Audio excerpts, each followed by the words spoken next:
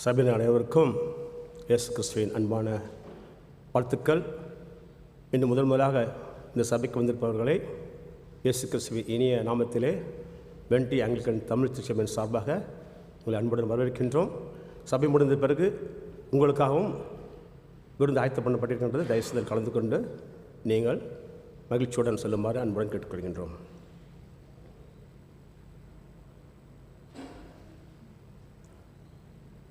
கணவன் மனைவி இப்படி சந்தோஷமாக இருக்கிறது, உங்கள் வாழ்க்கையில் பிரச்சனை இல்லாமல் மகிழ்ச்சியாக இருக்கிறதுக்கு ஒரு அருமையான ஒரு காணொளி பார்க்க போகிறோம். அது ரொம்ப உபயோகமாக இருக்குன்னு நினைக்கிறேன்.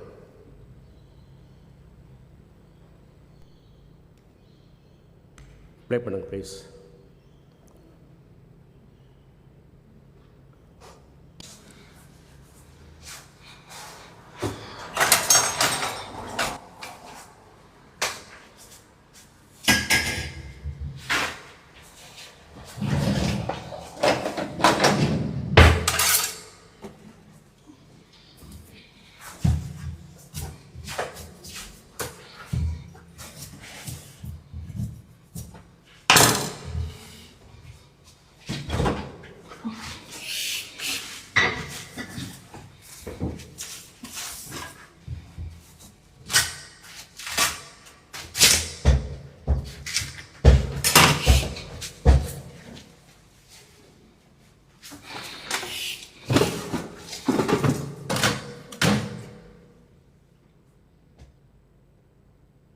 ஏன்னா இந்த காணொலி ரொம்ப உபயோகமாக இருக்குன்னு நினைக்கிறீங்களா? வாழ்க்கையில் சந்தோஷமாக வாழ்கிறது கணவன் மனைவியும் இது நல்ல சிறந்த தீர்வாக இருக்குன்னு நினைக்கிறீங்களா?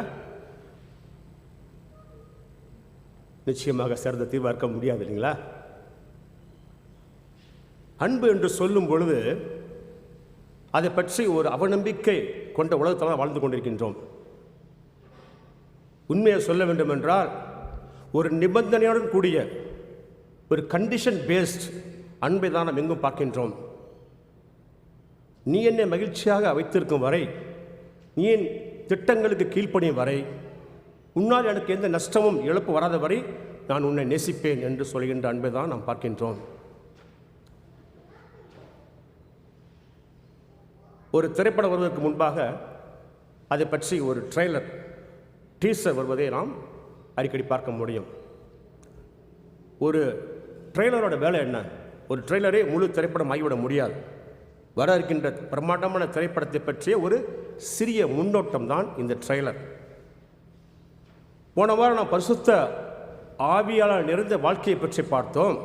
இன்று பவுல் அந்த பரிசுத்த ஆவி நிறைந்த வாழ்க்கையோட முதன்மையான வெளிப்பாடு எங்கே இருக்க வேண்டும் என்று நம்மிடம் கேட்கின்றார். நீங்கள் சொல்லுங்கள், ஒரு பரிசுத்த ஆவி நிறைந்த வாழ்க்கையின் வெளிப்பாடு எங்கே இருக்க வேண்டும்? குடும்பத்தில் தான், கணவன் மனைவி உறவில் தான் இருக்க வேண்டும். பவுல் சொல்கின்றார், தேவன் திருமணம் என்கின்ற மேரேஜ் என்கின்ற அமைப்பை உண்டாக்கியதன் முக்கியமான நோக்கம் ஒரு மனிதனுடைய தேவையை பூர்த்தி செய்வது மட்டுமல்லாமல் அது ஒரு மாபெரும் திரைப்படத்தின் ட்ரெய்லர் போன்றது என்கின்றார். மாபெரும் பரலோக திரைப்படத்தின் ட்ரெய்லர் போன்றது என்கின்றார். எது அந்த பரலோக திரைப்படம்? இயேசு கிறிஸ்துவும் அவரது சபையும், கிரைஸ்ட் அண்ட் ஹிஸ் சர்ச். நாம் இன்று பார்க்க போகின்ற எபேசியர் 5ஆம் அதிகாரத்தின் இறுதி வசனங்களாகி 22-33 தலைப்பு கிறிஸ்துவையும் அவரது சபையும் பிரதிபலிக்கின்ற திருமணம். The marriage that reflects Christ and his church. உங்கள் வசதியான வாழ்க்கையோ, உங்களுடைய பிரமாண்டமான சம்பளமோ, உங்களுடைய கௌரவமான குடும்ப பாரம்பரியமோ உங்கள் குடும்பத்திலே சமாதானத்தை அமைதி கொண்டு வர முடியாது. மாறாக கிறிஸ்து மூலமாக உங்களுக்கு கிடைத்த அந்த அடையாளம், அதே நீங்கள் குடும்பத்தில் பிரதிபலிக்கும்போது தான் உங்கள் குடும்பத்திலே சமாதானம் அமைதியும் நிலவ முடியும். உங்கள் குடும்பம் ஆசீர்வதிக்க குடும்பமாக இருக்க முடியும். இன்று தேவன் நம்மிடம் ஒரு கணவன் மனைவி உறவில் எப்படி இருக்க வேண்டும், ஒரு குடும்பம் எப்படி இருக்க வேண்டும் என்பதை நம்முடைய வசனங்கள் பேசப் போகின்றார். அந்த வசனங்களை நாம் அறிந்து கொண்டு புரிந்து கொண்டு அந்த வாழ்க்கையிலே தேவன் அவருடைய வல்லமையினால் நாம் செயல்படுத்த ஆண்டவர் நோக்கி மன்றாடுவோம். அன்பான தகப்பனே, நான் பார்க்க போகின்ற முக்கியமான வசனங்கள் குடும்பத்திற்கு மிகவும் மிகவும் அவசியமான தீர்வழியில் எடுத்து சொல்லப் போகின்றேன். அதை நாங்கள் சும்மா கேட்டுவிட்டு செல்லாமல் ஆண்டவரை வார்த்தை கீழ்ப்படிந்து அதன்படி நடக்க எங்கள் பலத்தை தாரும். உடைய வசனங்களை நான் தெளிவாகவும் பயத்துடனும் தாட்சியுடன் சொல்ல எனக்கும் பலத்தை தாரும். இயேசுவின் நாமத்தின் முன்னாடி அன்பு தந்தையே, ஆமென். உங்கள் குடும்பத்தில் என்னென்ன மாதிரி பிரச்சனைகள் இருக்குது என்பது எனக்கு தெரியாது. உங்கள் குடும்ப உறவுகளில் என்ன மாதிரியான தொந்தரவுகள் புரியாமல் ஒருவர் நீங்கள் எப்படி நடத்தி கொண்டீர்கள் என்பது எனக்கு தெரியாது. ஒரு கணவனுக்கு தெரியும் தான் என்ன தவறு செய்கின்றோம் என்று, மனைவிக்கு தெரியும் தான் என்ன தவறு செய்கின்றோம் என்று. கணவனை கேட்டால் தன் மனைவி பெற்ற குறைகளை சொல்வார், மனைவியை கேட்டால் தன் கணவரை பெற்ற குறைகளை சொல்வார்கள். பிள்ளைகளை கேட்டால் தங்கள் பெற்றோர்களை பற்றியான குறைகளை சொல்வார்கள். நான் பார்க்கக்கூடிய இந்த 5ஆம் அதிகாரம் 22-33 வசனங்களில் 2 முக்கியமான பாயிண்ட்ஸ் குறிப்புகளில் பவுல் நம்மிடம் பேசப் போகின்றார். முதலாவது,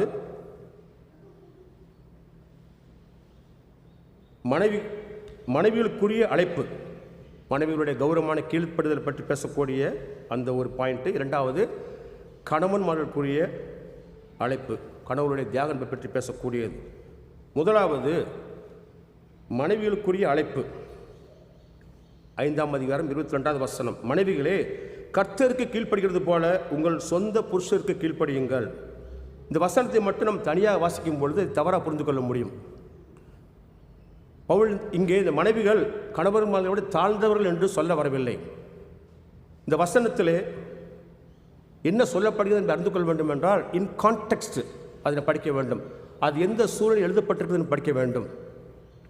இந்த வசனத்தை புரிந்து கொள்ள வேண்டும் என்றால் இதுக்கு முந்தைய வசனங்களில் பவுல் என்ன பேசியிருக்கின்றார் என்பதை நாம் அறிந்து கொள்ள வேண்டும். இந்த 22ஆம் வசனத்துக்கு முந்தைய வசனம் 21ஆம் வசனம், போன வாரம் பார்த்த கடைசி வசனத்திலே பவுல் என்ன சொல்லியிருக்கார் என்றால், தெய்வ பயத்தோடே ஒருவருக்கொருவர் கீழ்ப்படிந்திருங்கள். தெய்வ பயத்தோட ஒருவருக்கொருவர், எல்லாருமே, எல்லா விசுவாசிகளுமே கீழ்ப்படிந்திருக்க வேண்டும் என்று சொல்லக்கூடிய ஒரு பொதுவான கட்டளையை போன வாரம் 21ஆம் வசனத்திலே கொடுத்திருக்கின்றார். அது தொடர்ச்சியாக தான் பவுலின் ஆவியிருந்த வாழ்க்கையோட வெளிப்பாடாக அவர் தேர்ந்தெடுப்பது குடும்பமாக இருக்கின்றது. இந்த வசனத்திலே கீழ்ப்படிந்திருங்கள், சப்மிஷன் என்ற வார்த்தைக்கு அந்த வார்த்தையை இது ஒரு பெண்ணடிமைத்தனமான வார்த்தை என்று உலகம் பிரச்சாரம் செய்கின்றது, தவறாக புரிந்து கொண்டு. பவுல் இங்கே பயன்படுத்துகின்ற கிரேக்க வார்த்தை ஹூப்பட்டாசோ என்ற வார்த்தை. ஹூப்பட்டாசோ என்ற கிரேக்க வார்த்தைக்கு அர்த்தம் முதல்ல ஹூப்பட்டாசோங்கிற வார்த்தை ஒரு மிலிட்டரி டேர்ம், அது ஒரு இராணுவ சொல். அதுக்கான அர்த்தம் என்னவென்றால் டு அரேஞ்ச் அண்டர் அத்தாரிட்டி, ஒரு அதிகாரத்தின் கீழ் ஏற்பாடு செய்தல். அடிமைத்தனம் என்ற வார்த்தை கிடையாதுங்க. மிக முக்கியமாக அந்த வசனத்திலே பவுல் மனைவிகளை பார்த்து உங்கள் கணவர்கள் பர்ஃபெக்டாக இருந்தால் மட்டும் நீங்கள் கீழ்ப்படுங்கள் என்று சொல்லவில்லை. அவர் சொல்வது என்னவென்றால் கர்த்தருக்கு கீழ்ப்படுகிறது போல நீங்கள் கீழ்ப்படுங்கள் என்கின்றார். அதே சமயத்தில் பவுல் இங்கே அடிமைத்தனத்தை பற்றி இங்கே பேசவில்லை. அதாவது கிறிஸ்துவ மனைவி இயேசுக்கு காட்டுகின்ற அன்பின் தொடர்ச்சியாக, அன்பின் நீட்சியாக, ஒரு எக்ஸ்டென்ஷனாக இருப்பதுதான் அவர் தன் கணவனிடம் காட்டுகின்ற அந்த மதிப்பு, கீழ்ப்படுதல். சபை ஆனது எப்படி அன்பிலே நன்றி உணர்வோடு கிறிஸ்துவுக்கு தன்னை ஒப்புக் கொடுக்கின்றதோ அதுபோல்தான் ஒரு கிறிஸ்துவ மனைவி ஒரு கௌரவமான விருப்பமுள்ள கீழ்ப்படுதலை, ஒரு வாலண்டரி சப்மிஷனை அவள் அங்கே வெளிப்படுத்துகின்றார். அடிமைத்தனமான கீழ்ப்படுதல் கிடையாது. பிதாவாகிய தேவனும் இயேசு கிறிஸ்து இருவரும் எல்லாவற்றிலுமே சமமானவர்கள். ஆனாலும் மீட்பின் திட்டத்திற்காக இயேசு கிறிஸ்து தன் தந்தை பிதாவுக்கு கீழ்ப்படிந்தார். அதே போலதான் கணவன் மனைவி இருவருமே எல்லாவற்றிலும் சமமானவர்கள். ஆனால் கடவுள் ஏற்படுத்திய அந்த குடும்ப ஒழுங்கிற்காக மனைவிமார்களுக்கு தேவன் கொடுத்த ஒரு உன்னதமான அழைப்பு தான் இந்த கர்த்தருக்கு பயந்து கீழ்ப்படுவது போல கீழ்ப்படுங்கள் என்று சொல்ல வருகின்றார். 23வது வசனம் பார்க்கலாம். இதில் கிறிஸ்து சபைக்கு தலையாரிக்கிறது போல புருஷனும் மனைவிக்கு தலையாரிக்கிறான், அவரே சரீரத்துக்கும் இரட்சகராக இருக்கின்றார். இங்கே தலை எட்சிப்பு என்பது அதிகாரத்தை காட்டுகின்ற சொல் கிடையாது, அடக்குவதை காட்டுகின்ற சொல் கிடையாது. கிறிஸ்து எப்படி சபைக்கு தலையாரிக்கின்றார்? அதை அடக்கி ஆள்வது கிடையாது, அதை அதிகாரம் செலுத்துவது கிடையாது. மாறாக இயேசு தன் சபைக்காக ஜீவனே தந்தார். அவர் சரீரத்தின் முழுமையும் சபைக்காக கொடுத்தார். அவர் சரீரத்தில் ரட்சகராக இருக்கின்றார். இந்த வசனத்தில் பார்க்கின்றோம், அவர் தான் சரீரத்தில் ரட்சகராக இருக்கின்றார். Is the saviour of the body. எனவே கணவர்களுடைய தலைமைத்துவம் என்பது பாதுகாப்பு தருகின்ற தலைமைத்தனம், தியாக பொறுப்பு நிறைந்த தலைமைத்தனம். அது அடிமைத்தனத்தை காட்டுகின்ற தலைமைத்தனம் கிடையாது. கிறிஸ்துவை மாதிரியாக கொண்ட கணவனுக்கு கீழ்ப்படுவது என்பது ஒரு மனைவிக்கு ஒருபோதும் பாரமாகவே இருக்காது. கிறிஸ்துவை மாதிரியாக கொண்ட கணவனுக்கு கீழ்ப்படிவது ஒரு மனைவிக்கு ஒருபோதும் பாரமாகவே இருக்காது. மாறாக அது மிக பாதுகாப்பாக இருக்கும். எதுக்காக கீழ்ப்படிய வேண்டும்? கீழ்ப்படுதலோட இலக்கண்ணா, what is the goal of submission? 24 வசனத்தில் பார்க்கலாம். ஆகையால் சபையானது கிறிஸ்துவுக்கு கீழ்ப்படுகிறது போல மனைவிகளும் தங்கள் சொந்த புருஷர்களுக்கு எந்த காரியத்திலையும் கீழ்ப்படிந்திருக்க வேண்டும். சபையன் கிறிஸ்து கீழ்ப்படுகின்றது பயத்தினாலா? நிச்சயமாக அல்ல. கிறிஸ்து காட்டிய மாபெரும் அன்பையும் கிருபையும் உணர்ந்து கொண்டு சபை தன்னைத்தானே கிறிஸ்துவுக்கு ஒப்புக் கொடுக்கின்றது. கீழ்ப்படுதல் என்பது ஒரு பலவீனத்தால் வரக்கூடிய காரியமாக இங்கு சொல்லப்படவில்லை. தேவன் ஏற்படுத்திய ஒழுங்கை நம்பிக்கையுடன் மனைவிமார்கள் ஏற்றுக்கொள்கின்றது. ஒரு கிறிஸ்துவ மனைவி கர்த்தருக்கு சேவை செய்வது போல மனப்பூர்வமாக தனது கணவருக்கு தேவன் தாமே அவர் கொடுத்திருக்கின்ற பொறுப்பையும் தலைமையும் அவள் மதிக்கின்றார் அந்த கீழ்ப்படுதல் மூலமாக.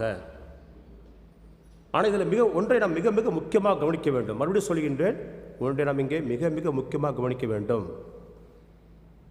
இந்த கீழ்ப்படுதல் என்பது ஒரு குருட்டுத்தனமான கீழ்ப்படுதல் கிடையாது.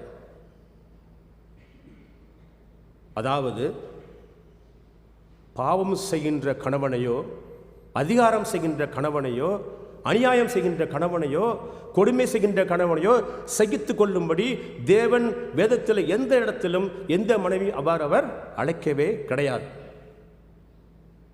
வேதத்திலே கீழ்ப்படுதல் என்பது உயர்வு தாழ்வு பற்றியது கிடையாது. அது ஒரு நபர் மற்றவர்களுக்கு அடிமையாவது கிடையாது. மாறாக ஆவி நிறைந்த இதயத்திலிருந்து தானாக வருகின்ற அந்த ஒரு கீழ்ப்படுதலாக இருக்கின்றது. எனவே மனைவியின் கீழ்ப்படுதல் என்பது கிறிஸ்துவ வாழ்க்கையிலே காணப்படுகின்ற வேண்டிய தாழ்ச்சி, அன்பு மற்றும் பரஸ்பரமான ஒரு மரியாதை, ஒரு மியூச்சுவல் ரெஸ்பெக்டோட ஒரு பகுதியாக இருக்கின்றது. அடிமைத்தனத்தினால் கிடையாது, அதிகாரத்தினால் கிடையாது. ஆக சகோதரிகளே, உங்கள் கணவருக்கு நீங்கள் கீழ்ப்படியும் பொழுது நீங்கள் கர்த்தருக்கு கீழ்ப்படுவது போல கீழ்ப்படிங்கள் என்று சொல்லப்பட்டிருக்கின்றது. கணவருடைய அதிகாரத்திற்காக அல்ல, கணவர் குடும்ப பாரம்பரியத்திற்காக அல்ல, கணவர் என்னை விட அதிகமாக சம்பாதிக்கிறார் என்பதற்காக அல்ல, என்னை விட வலிமை வாழ்ந்தார் என்பதற்காக அல்ல. நிச்சயமாக அது ஒரு மியூச்சுவல் ரெஸ்பெக்ட், ஒரு பரஸ்பர அந்த மரியாதை என்பது கிறிஸ்துவுக்கு சபை கீழ்ப்படுவது போல அந்த ஒரு கீழ்ப்படுதலாக இருக்கின்றது என்பதை நீங்கள் அறிந்து கொள்ள வேண்டும். நீங்கள் உங்கள் கணவனுக்கு கொடுக்கக்கூடிய இந்த கௌரவ மதிப்பு என்பது கிறிஸ்துவுக்கு கொடுக்கக்கூடிய கௌரவத்திற்கு அது அடையாளமாக இருக்கின்றது. பவுல் மொத்தம் மனைவிமார்களுக்கு தன் கணவரோடு எப்படி நடந்து கொள்ள வேண்டும் என்பது தெளிவாக பேசியிருக்கின்றார் இல்லைங்களா? கணவன்மார்களுக்கு ரொம்ப சந்தோஷமாக இருக்கும். ஆகா, இது வரைக்கும் கேட்ட பிரசங்கத்தில் இதான் சூப்பரான பிரசங்க. ஏங்க இதே தேவ செய்தி நாங்கள் தொடர்ந்து 2 வாரம் கேட்கலாம், இதே திருப்பி ரிப்பீட் பண்ணுங்களேன் ப்ளீஸ். எங்கள் மனைவி நல்லா கேட்டுட்டுமே அதை அப்படி நினைக்கலாம். நிச்சயம் 2 வாரம் தொடர்ந்து இதே பேசலாம். ஆனால் ஒரே ஒரு கண்டிஷன், உங்களை பற்றி பவுல் பேச போகிறாரு, கணவன்மார்களை பற்றி. அதை நீங்கள் கேட்கும் பொழுது மனைவிமார்கள் உங்கள்கிட்ட சொல்லுவாங்க, உங்களுக்கு சொல்லப்பட்ட பிரசங்கத்தை நீங்கள் 9 முறை கேட்க வேண்டும் என்று சொல்வார்கள். நீங்கள் மனைவியில் 2 முறை கேட்க சொன்னால் மனைவி உங்களை 9 முறை கேட்க சொல்லுவார். ஏனென்றால் பவுல் மனைவிமார்களுக்கு 2 வசனத்தை சொல்லி எழுதியிருக்கின்றார், கணவன்மார்களுக்கு 9 வசனம் கொடுத்திருக்கின்றார். 9 வசனங்களை கணவன்மார்களை பற்றி பேசியிருக்கின்றார். ஏன் அப்படி பேசியிருக்கிறார் என்றால், கணவர்களுடைய பொறுப்பு அவ்வளவு பெரியது என்று நாம் இப்பொழுது பார்க்க போகின்றோம். கணவன்மாருக்குரிய அழைப்பு, வசனம் 25. புருஷர்களே, அதாவது கணவன்மார்களே, உங்கள் மனைவிகளில் அன்பு கூறுங்கள், அப்படியே கிறிஸ்துவும் சபையில் அன்பு கூர்ந்து. இது என்ன தெளிவாக தெரிஞ்சு கொள்ள வேண்டும் என்றால், கிறிஸ்து சபையில் அன்பு கூறுவது போல நீங்கள் மனைவி மேல் அன்பு கூறுங்கள். Husbands, love your wives, just as Christ also loved the church and gave himself for her. இங்கே கணவனுக்கு கொடுக்கப்பட்ட கட்டளை மிகவும் உயர்ந்த கட்டளை. அவர் வெறுமனே குடும்பத்தை வழிநடத்தி செல்வது மட்டுமல்ல, அவர்கள் கிறிஸ்துவைப் போல தியாகம் செய்ய அழைக்கப்பட்டிருக்கின்றார்கள். இந்த பகுதி வசனம் திருமணத்தை பற்றிய ஒரு போதனை மட்டுமல்ல, உலகில் சொல்லப்பட்ட அன்புகளே மிக உயர்ந்த அன்பை பற்றி பேசக்கூடிய வசனம் அது. அதாவது கிறிஸ்து சபையின் மேலே காட்டக்கூடிய அன்பை பேசுகின்றது வசனம் அது. இங்கே பவுல் கணவர்களே உங்கள் மனைவிகளை அடக்கி ஆளுங்கள் என்று சொல்லவில்லை, அவளை கட்டுப்படுத்துங்கள் என்று சொல்லவில்லை. என்ன சொல்கின்றாருங்க? கிறிஸ்து சபையில் அன்பு கூர்ந்தது போல நீங்கள் உங்கள் மனைவிகளே அன்பு கூறுங்கள் என்று கூறுகின்றார். ஒரு கணவனுடைய அன்புக்கான அளவுகோல் அவன் வந்த பாரம்பரியத்தினால் வர்றது கிடையாது, அவன் சம்பாதிக்கிறதுனால வர்றது கிடையாது, அவன் தன் குடும்பத்தில் காட்டுகின்ற அந்த உணர்வுகளால் வர்றது கிடையாது. அதற்கான அளவுகோல் இயேசு கிறிஸ்துவே. கிறிஸ்து சபை எவ்வாறு நேசித்தார்? அவர் தம்மையே அவளுக்காக ஒப்பு கொடுத்தார். இயேசு கிறிஸ்து வெறுமனே சபையை நேசிக்கிற வாய் வார்த்தைகளை மட்டும் பேசவில்லை, அவளுக்காக தன் உயிரையை தந்து தன் அன்பை அவர் நிரூபித்தார். இயேசு பரலோக மகிமையை விட்டு கீழே இறங்கி மனித அவதாரம் எடுத்து எல்லாரும் அவர் நிராகரித்தாலும் அவமானப்படுத்தினாலும் எல்லா வேதனையும் சகித்தார். இறுதியிலே அவர் சிலுவையிலே தன் உயிரை கொடுத்தார். சிலுவையில் இயேசு தொங்கிக் கொண்டிருக்கும் பொழுது கால்களிலும் கைகளிலும் ஆணிகள் அறையப்பட்டிருந்தாலும், தலையிலே முள்முடி சூடப்பட்ட இரத்தம் வழிந்து கொண்டிருந்தாலும், வேதனையால் துடித்து கொண்டிருந்தாலும் இயேசு கிறிஸ்து அங்கே தன்னை பற்றி நினைத்து கொள்ளவில்லை, தன்னுடைய மணமகள் சபையை நினைத்து கொண்டிருந்தார். இதுதான் உண்மையான தியாக அன்பு. ஆகையால் கிறிஸ்துவ கணவன் இயேசு கிறிஸ்துவோட தியாக மனப்பான்மையோடு தான் தன் மனைவியை நேசிக்க அழைக்கப்படுகின்றான். உண்மையான அன்பு என்பது என் மனைவி எனக்காக என்ன செய்ய முடியும் என்று கேட்காது. உண்மையான அன்பு என்பது என் மனைவி எனக்காக என்ன செய்ய முடியும் என்று கேட்காது. உண்மையான அன்பு நான் என் மனைவிக்காக என்ன செய்ய வேண்டும் என்று கேட்கக்கூடிய அன்பாக தான் ஒரு கணவனுடைய அன்பு இருக்க வேண்டும். கிறிஸ்துவ கணவனுடைய உண்மையான அன்பு எப்பொழுதும் மன்னிக்க தயாராக இருக்கும். மனைவிக்கு சேவை செய்ய எப்பொழுதும் காத்து கொண்டிருக்கும். மனைவி பேசும்போது கவனமாக கேட்கும். மனைவி எல்லா கட்டத்திலும் பாதுகாக்க துடித்து கொண்டிருக்கும். தேவையான போது தனது சொந்த சுகத்தையே மனைவிக்காக தியாகம் செய்யும். வசனம் 26-27. தாம் அதை திருவசனத்தை கொண்டு தண்ணீர் மூழ்கினால் சுத்திகரித்து பரிசுத்தமாக்கிறதுக்கும் கரைதறி முதலானவில் ஒன்றும் இல்லாமல் பரிசுத்தமும் வெளியேற்றதுமான மகிமையுள்ள சபையாக அதை தமக்கு முன் நிறுத்தி கொள்வதற்கும் தம்மை தாமே அதற்காக ஒப்பு கொடுத்தார். இந்த வசனங்கள் கிறிஸ்து சபையை பரிசுத்தமாக்கவும் மகிமையான சபையாக கரைதறி இல்லாமல் அவளை தேவனுக்கு முன்னாடி நிறுத்துவதற்கும் அந்த அளவுக்கு சபையை நேசித்தார் என்று கூறுகின்ற வசனம் அது. கிறிஸ்துவோட அன்பு நம்மளை மகிழ்ச்சியடை செய்வது மட்டுமல்லாமல் நம்மை பரிசுத்தமும் ஆக்கின்றது. அப்படி என்றால் கிறிஸ்துவை போன்ற அன்பு நாம் செலுத்த வேண்டும் என்றால் ஒவ்வொரு கணவரும், இங்கே அமர்ந்திருக்கின்ற ஒவ்வொரு கணவரும், எதிர்கால கணவர்களும் தங்களைத்தானே கேட்டுக்கொள்ளக்கின்ற கேள்விகள் 3 கேள்வி இருக்கின்றது. 3 முக்கியமான கேள்விகள், அதை நாம் கவனிப்போம். என்னுடைய அன்பு என் மனைவியை கிறிஸ்துவுக்குள் வளர செய்கிறதா? என்னுடைய அன்பு என் மனைவியை கிறிஸ்துவுக்குள் வளர செய்கிறதா?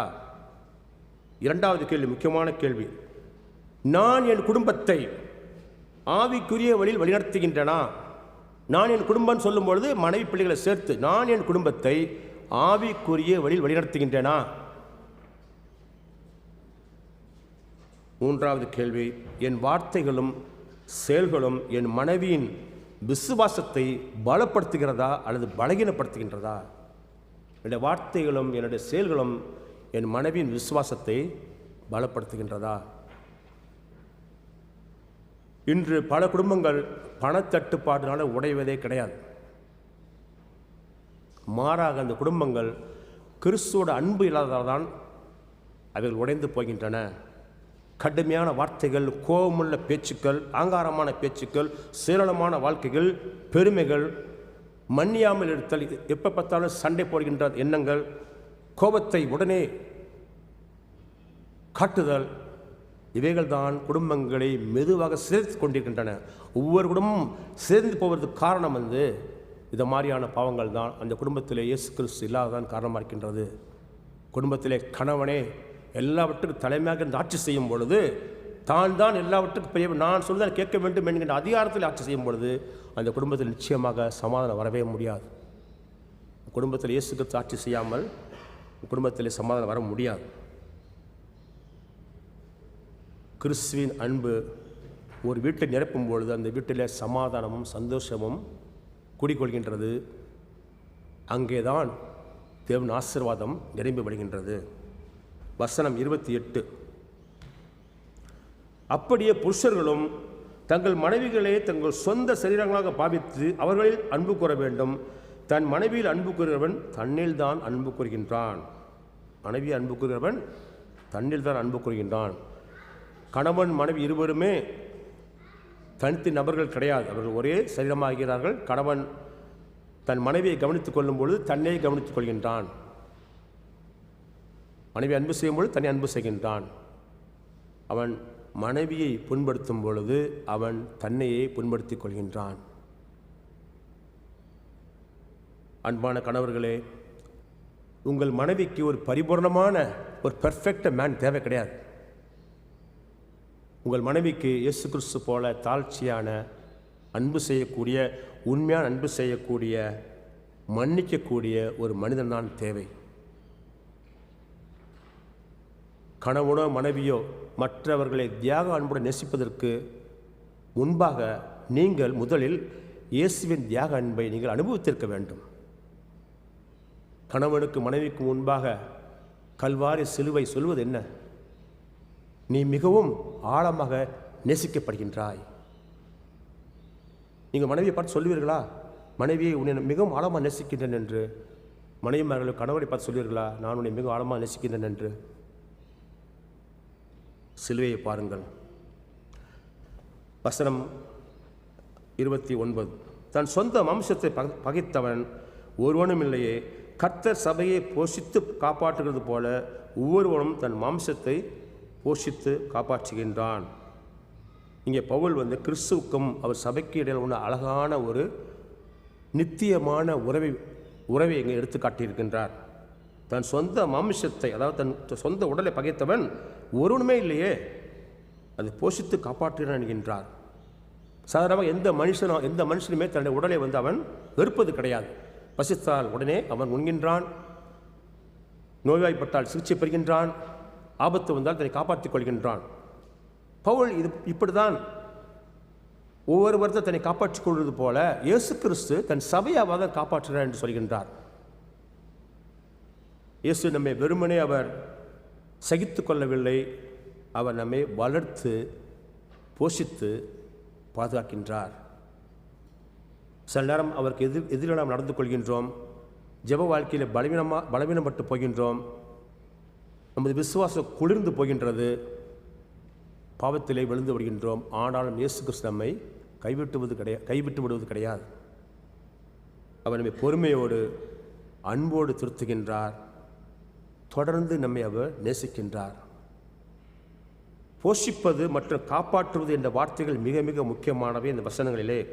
போஷிப்பது என்பது ஒருவரின் வளர்ச்சிக்கும் ஒரு நலனுக்கும் தேவையானவற்றை வழங்குவது. போஷிப்பது என்பது ஒரு வளர்ச்சிக்கும் நலனுக்கும் தேவையானவற்றை வழங்குவது. காப்பாற்றுவது என்பது அன்போடு மென்மையோடும் மதித்து ஒருவரை பாதுகாப்பது என்பது. காப்பாற்றுவது என்பது அன்போடும் மென்மையோடும் ஒருவரை மதித்து ஒருவரை பாதுகாப்பதை குறிக்கின்றது. கிறிஸ்துவ கணவன் என்பவன் தன் மனைவிக்கு வெறும் பொருளாதார தேவைகளை பூர்த்தி செய்கிற மட்டும் கிடையாது, அவன் தன் மனைவியின் உணர்வுகளை அவன் அறிந்து உணர்வுகளை புரிந்து கொண்டு உணர்வுகளுக்கு மதிப்பு கொடுப்பது மட்டுமல்லாமல் மிக முக்கியமாக தன் மனைவி அவன் ஆவிக்குரிய வளர்ச்சியில் அவன் பேணி பாதுகாத்து வளர்க்க அவன் அழைக்கப்படுகின்றான். இப்படிப்பட்ட அன்பு நடைமுறையில் ஒரு குடும்பத்தில் காணப்படும் பொழுது நிச்சயமாக அந்த திருமணம், அந்த குடும்பம் இயேசு கிறிஸ்து சபைக்கும் உள்ள உறவை நிச்சயமாக பிரதிபலிக்கக்கூடிய குடும்பமாக நிச்சயம் இருக்கு என்பதில் சந்தேகம் கிடையாது. வசனம் 30, நாம் அவருடைய சரீரத்தின் அவயங்களாயும் அவருடைய மாம்சத்திற்கும் அவருடைய எலும்புகளுக்கும் உரியவர்களாகவும் இருக்கிறோம். இந்த வசனத்திலே நாம் அவருடைய சரீரத்தின் அவயங்களாக இருக்கின்றோம் என்று கூறப்படுகின்றது. நாம் கிறிஸ்து விசுவாசிக்கும் பொழுது அவரோடு ஒன்றாக இணைக்கப்படுகின்றோம். நாம் அவர்களுக்கு அந்நியர்கள் கிடையாது. அதாவது பரலோக தந்தைக்கு பரலோகத்துக்கு நாம் அந்நியர்கள் கிடையாது. மாறாக நாம் பரலோக பிள்ளைகளாகின்றோம், சுவியார் எடுக்கப்பட்ட பிள்ளைகளாகின்றோம். நாம் பரலோகத்தின் குடும்ப உறுப்பினராகின்றோம். இப்பேற்பட்ட ஒரு அருமையான ஒரு உறவை, இப்பேற்பட்ட ஒரு அருமையான நெருக்கமான ஒரு நித்திய உறவை பவுல் சொல்லிவிட்டது, வசனம் சொல்லிவிட்டு உடனே அவர் 31ஆம் வசனத்திலே படையற்பாடு கொண்டு செல்கின்றார். இதன் நிமித்தம் மனுஷன் தன் தகப்பனையும் தன் தாயை விட்டு தன் ஒரே மனைவியுடன் இசைந்து இருவரும் ஒரே மாமிசமாக இருப்பார்கள் என்று இங்கே பவுல் ஆதியாகமத்தின் வசனத்தை மேற்கோள் காட்டுகின்றார். திருமணம் என்பது சமுதாயத்திற்காக போடப்படுகின்ற ஒரு தற்காலிகமான ஒரு கான்ட்ராக்ட், ஒப்பந்தம் கிடையாது. திருமணம் என்பது சமுதாயத்துக்கு போடப்படுகின்ற ஒரு டெம்பரரி கான்ட்ராக்ட் கிடையாது. திருமணம் என்பது மரணம் வரை பிரிக்க முடியாத ஒரு பரலோக உடன்படிக்கை. It's heavenly கவர்னன்ட். இந்த வசனத்திலே தகப்பனையும் தன் தாயையும் விட்டு லீவ் த பேரண்ட்ஸ் என்று போடப்பட்டிருக்கின்றது. அதாவது திருமணமானவர்கள் புதிதாக ஒன்றை கட்டியெழுப்பதற்காக முதன்மையாக தங்கள் பெற்றோர்களை சார்ந்திருந்த அந்த நிலையிலிருந்து விலகி தங்களை சார்ந்து சுயாதீனமாக முடிவெடுத்து வாழக்கூடிய அந்த வாழ்க்கை இங்கு சொல்லப்படுகின்றது. இசைந்து என்ற வார்த்தைக்கு அர்த்தம் ஆங்கிலத்தில் கிளீவ் என்று போடப்பட்டிருக்கும். லீவ் அண்ட் கிளீவ், பிரிந்து தென் இசைந்து, லீவ் அண்ட் கிளீவ். கிளீவ் என்ற வார்த்தைக்கு என்ன அர்த்தம் என்றால் பிசுன் கொண்டு ஒன்றாக ஒட்டுவது போன்றது, பிசுனை வச்சு ஒட்டுறது மாதிரி. கணவனும் மனைவியும் இனி தனித்த நபர்கள் கிடையாது. இவர்கள் இருவரும் கிறிஸ்துவுக்கு ஒரே சரீரமாக இணைக்கப்பட்டு ஒரே சிந்தையாக மாற்றப்படுகின்ற பிரம்மாண்டமான மாபெரும் ஒரு அற்புதம் தான் இந்த கிளீவ், இந்த இசைந்து என்ற வார்த்தைக்கு அர்த்தமாகின்றது.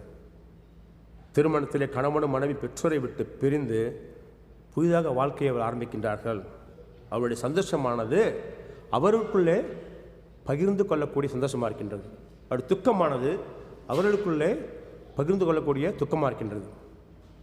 இந்த வசனத்தை பார்க்கும் பொழுது வேதம் தனி கொடுத்தலத்தை ஆதரித்து பேசுகிறதா என்றால் நிச்சயமாக தனி கொடுத்தலத்தை தான் ஆதரித்து இந்த வசனம் பேசுகின்றது. அதே சமயத்திலே வேதாகமம் கூட்டு குடும்பத்தை பற்றி தாராளமாக பேசவில்லை. ஆனால் கூட்டு குடும்பம் எப்படி இருக்க வேண்டும்? இந்த வேதவசனம் சொல்லப்படி இருக்க வேண்டும். அதாவது கூட்டு குடும்பமாக இருந்தாலும் சரிதான், அங்கே யார் தலைவராக இருக்க வேண்டும்? இயேசு கிறிஸ்து தலைவராக இருக்க வேண்டும்.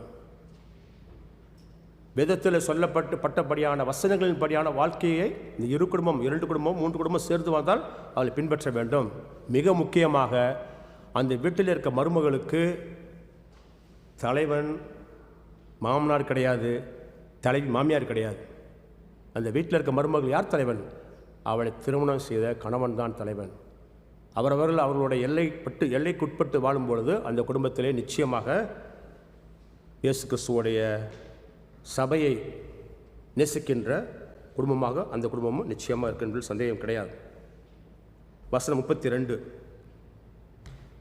இந்த ரகசியம் பெரியது, நான் கிறிஸ்துவை பற்றியும் சபையை பற்றியும் சொல்லுகிறேன். உடனே பவுல் இந்த ரகசியம் பெரியது என்று கூறுகின்றார். பூமிக்குரிய திருமணம் ஒரு ஷேடோ மாதிரி தான். ரொம்ப அருமையாக நம்ம கிட்ஸ் டாக்கில் பார்த்தோம்.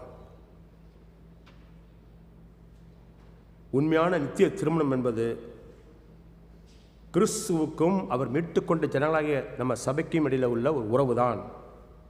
ஒரு நாள் பூமிக்குரிய இந்த வாழ்க்கை முடிவடை போகின்றது. எல்லா கிறிஸ்துவ திருமணங்களும் ஒரு நாள் முடிவடை தான் போகின்றது. ஆனால் கிறிஸ்துவுக்கும் அது சபைக்கும் இருக்கக்கூடிய உறவானது நித்தியமான முடிவு அடையாத உறவாக இருக்கப் போகின்றது. அந்த பரலோகத்திலே பிரிவு இருக்காது, தவறான புரிதல்கள் இருக்காது, கண்ணீர் இருக்காது, உடைந்து போன முறிந்து போன வாக்குறுதிகள் இருக்காது. நமது மணவாள இயேசு கிறிஸ்துக்கு முன்பாக மணவாட்டியாக நாம், மணமகளாக நாம் அவருடன் முகமுகமாக தரிசித்து என்றென்று மகிழ்ச்சியாக வாசம் பண்ணக்கூடிய மிக பிரமாண்டமான ஒரு திருமணமாக இருக்கப் போகின்றது. ஆக ஒவ்வொரு குடும்பமும் இந்த திருமணத்தை பிரதிபலிக்க குடும்பமாக தான் இருக்க வேண்டும் என்று பவுல் இந்த வசனங்கள் மூலமாக நம்ம பேசுகின்றார். 33வது வசனம், எப்படியும் உங்களிலும் அவனவன் தன்னிடத்தில் அன்பு கூறுவது போல தன் மனைவியிடத்திலும் அன்பு கூற கடவன். மனைவியும் புருஷனிடத்தில் பயபக்தியாக இருக்க கடவன்.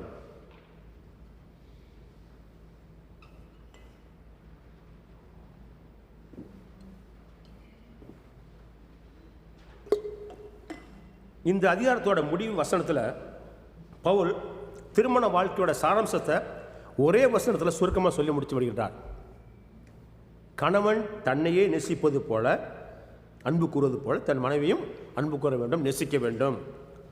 இந்த அன்பு என்பது வெறும் உணர்ச்சி சார்ந்த அன்பு கிடையாது. மாறாக தியாகம் செய்கின்ற, பாதுகாக்கின்ற, பராமரிக்கின்ற, மன்னிக்கின்ற அன்பாக இருக்க வேண்டும் என்று நாம் ஏற்கனவே பார்த்திருக்கின்றோம். அதே போல மனைவி தன் கணவனுக்கு கீழ்ப்படிந்து மதித்து தேவன் கொடுத்த பொறுப்பிலே அந்த கணவனுக்கு அவள் ஆதரவாக இருக்க வேண்டும் என்று அவர் அழைக்கப்படுகின்றார். கணவன் அன்பு கூறும்போது, மனைவி கீழ்ப்படிந்து மரியாதை செலுத்தும் போது அந்த இல்லம் சமாதானமும் சந்தோஷமும் மற்றும் தேவனுடைய பிரசன்னத்தால் நிரம்பி வழியும் என்பதிலே எந்த விதமான சந்தேகமும் கிடையவே கிடையாது. ஆக ஒவ்வொரு கிறிஸ்தவ குடும்பமும் பரலோகத்தில் இருக்கக்கூடிய இனி வரப்போகின்ற இயேசு கிறிஸ்துவோடைய அந்த பரலோக திருமணத்தை வெளிப்படுத்தக்கூடிய குடும்பமாக, சாட்சியாக அந்த உலகிற்கு இருக்க வேண்டும் என்று இங்கே நாம் அறிந்து கொள்கின்றோம். அன்பு நிறைந்த குடும்பம் நிச்சயமாக தேவனுடைய மகிமை வெளிப்படுத்துகின்ற குடும்பமாக இருக்கின்றது. இன்று நான் பார்த்த வசனங்களிலே, கணவன்மார்களே, உங்கள் மனைவியை ஒரு தனி நபராக நீங்கள் பார்க்காமல் உங்கள் சொந்த சரீரமாக நீங்கள் பாருங்கள் என்று நீங்கள் இன்று அறிந்திருக்கின்றீர்கள். மனைவிகளே, உங்கள் கணவருக்கு நீங்கள் கொடுக்கக்கூடிய மரியாதை, ரெஸ்பெக்ட் என்பது கிறிஸ்துவ கொடுப்பது போல் என்று நீங்கள் பார்த்திருக்கிறீர்கள். குடும்ப முடிவுகளில் முக்கியமாக குடும்ப முடிவு எடுக்கும்பொழுது இருவர் ஒன்றாக சேர்ந்து எந்த விஷயத்தையும் கலந்து பேசி ஆராய்ந்து நீங்கள் ஜெபித்து முடிவெடுக்கும் பொழுது அந்த முடிவு நிச்சயமாக கடவுளால் ஆசீர்வதிக்கப்படுகின்றது. அன்பு, மன்னிப்பு, பொறுமை, தாழ்ச்சி ஆகிய வாழ்க்கையில் தினமும் நடைமுறைப்படுத்தும் பொழுதுதான் குடும்பத்திலே சமாதானம் வர முடியும். ஒரு திருமணத்திலே கணவனும் மனைவியும் போட்டி போடுகின்ற நபர்கள் கிடையாது. ஒருவருக்கொருவர் துணையாக இருக்க அழைக்கப்பட்டிருக்கின்றார்கள். மனைவி மரியாதையும் ஒத்துழைப்பையும் கொடுக்கும்போது, கணவன் தியாகமுள்ள அன்பை காட்டும் பொழுது குடும்பம் நிச்சயமாக உறுதியாக நிற்கக்கூடிய குடும்பமாக இருக்கின்றது. நம்முடைய மணவாள இயேசு கிறிஸ்துவை நாம் காணும் வரை நம்முடைய இதயங்கள் உண்மையாக நிறைந்திருக்கட்டும். உண்மையை நம்முடைய பேச்சில் மட்டுமில்லாமல் செயல்கள் வெளிப்படுத்துவோம். அன்பானவர்களே, உங்களுடைய திருமண வாழ்க்கை எப்படி போய்கொண்டிருக்கின்றது?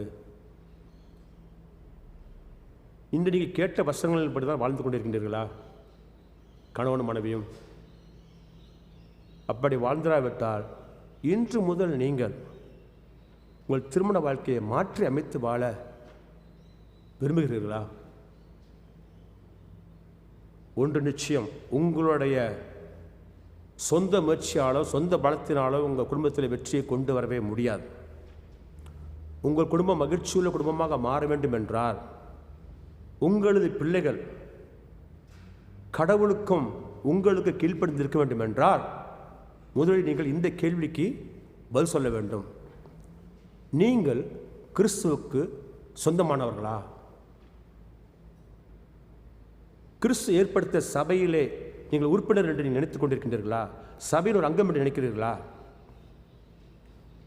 இயேசு கிறிஸ்துவோட அன்பை ஏற்றுக்கொண்டு உங்கள் வாழ்க்கையை அவருக்கு அர்ப்பணிக்க தயாராக இருக்கின்றீர்களா? இந்த எல்லா கேள்விக்கும் முதன்மையான முக்கியமான ஒரு கேள்வி இருக்கின்றது. போன வாரமே கேட்கப்பட்ட கேள்வி அது. நீங்கள் மீட்படைந்து விட்டீர்களா? Are you saved? நீங்கள் மீட்படையாவிட்டால்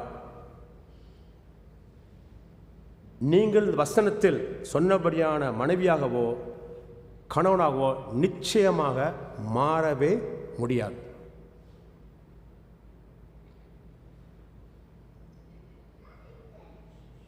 நீங்கள் உண்மையாக மனம் திரும்பி மீட்படையும் பொழுதுதான் நீங்கள் மீட்பை அறிந்து கொள்கிறீர்கள். இயேசு கிறிஸ்து அன்பை புரிந்து கொள்ள முடிகின்றது, கிருபையை புரிந்து கொள்ள முடிகிறது. கிருபை என்னால் என்று அறிந்து கொள்வீர்கள். கிருபையை நீங்கள் பொக்கிஷமாக நினைத்து அதன்படி வாழ நீங்கள் ஆவலாக இருப்பீர்கள்.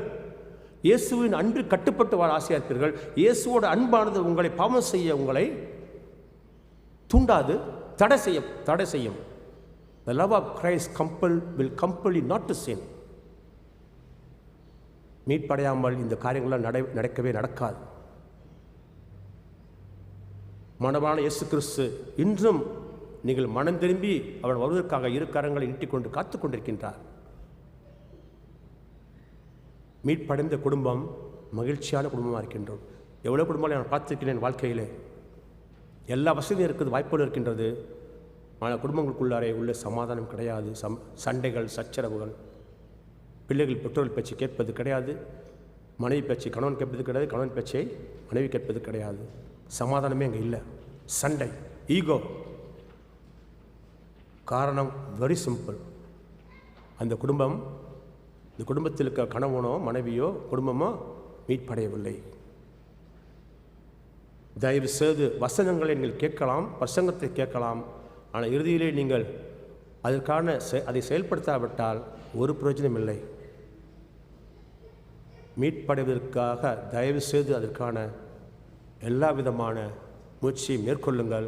நான் போன வாரம் சொன்ன மாதிரி அக்கா உங்களுக்கு உதவி செய்ய நான் காத்து கொண்டிருக்கின்றேன். தயவு செய்து தள்ளி போடாதீர்கள். உங்கள் குடும்பத்தில் சந்தோஷம், மகிழ்ச்சி வர வேண்டும் என்றால், உங்கள் கணவன் உங்களை அன்பு செய்ய வேண்டும் என்றால், நீங்கள் கணவன் அன்பு செய்ய வேண்டும் என்றால், நீங்கள் இருவருமே நீங்கள் மீட்பு அடைய வேண்டும். You should be saved, you should be born again. நீங்கள் ஆவியிலே மறுபடி பிறந்தாலன்றி நீங்கள் தேவன் சொல்கிற வார்த்தைகளை முழுமையாக புரிந்து கொள்ள முடியாது. கிறிஸ்தவ குடும்பமாக வாழ ஆண்டவர் தாமே நம்முடைய பேசும்படியாக இந்த நேரத்திலே நாம் அவரோட மன்றாடுவோம். அன்பான இயேசு கிறிஸ்துவே, நீர் இந்த வசனங்கள் மூலமாக பேசுகிற நன்றி செலுத்துகின்றோம். குடும்பங்கள் சேர்ந்து போவது பண பிரச்சனை அல்ல, வேறு எந்த பிரச்சனையும் அல்ல. அங்கே உண்மையான அன்பு இல்லாமல் இருப்பதால் தான் குடும்பங்கள் சிதைந்து போவதற்கு, அதை பார்த்து கைகொட்டி சிரிப்பதற்கு உலகம் காத்து கொண்டிருக்கின்றது. உலகத்தின் அரசன் சாத்தான் குடும்பங்களை பிரிக்க துடித்து கொண்டிருக்கின்றான். ஏனென்றால் குடும்பத்தை பிரிப்பதன் மூலமாக அவன் கடவுளுடைய மாபெரும் திட்டமாகிய இந்த திருமணம் என்கின்ற அந்த நோக்கத்தை உடைக்க அவன் மிகவும் ஆவலாக காத்து கொண்டிருக்கின்றான். பரலோக திருமணத்தில் நாங்கள் பங்கு பெற, இந்த பூமியிலே எங்கள் திருமணம் சிறப்பாக நாங்கள் அதை வெளிப்படுத்தினால்தான் அதில் நாங்கள் பங்கு பெற முடியும் என்று அறிந்து கொள்கின்றோம். நாங்கள் மீட்படையாமல் நாங்கள் பரலோக திருமணத்தில் கலந்து கொள்ள முடியாது என்று நாங்கள் வேதவசனங்களை அறிந்து கொண்டிருக்கின்றோம். ஆண்டவரே, இந்த நேரத்தில் எங்களை பேசியிருக்க நன்றி செலுத்துகின்றோம். இந்த வசனங்கள் எங்களுடைய இதயத்திலே ஆழமாக கிரியை செய்து நாங்கள் மனம் மாறி திரும்பி வர எங்களுக்கு பலத்தை தாரும். இயேசு நாமத்தின் முன்னாடி நம்பி தந்தையே, ஆமென்.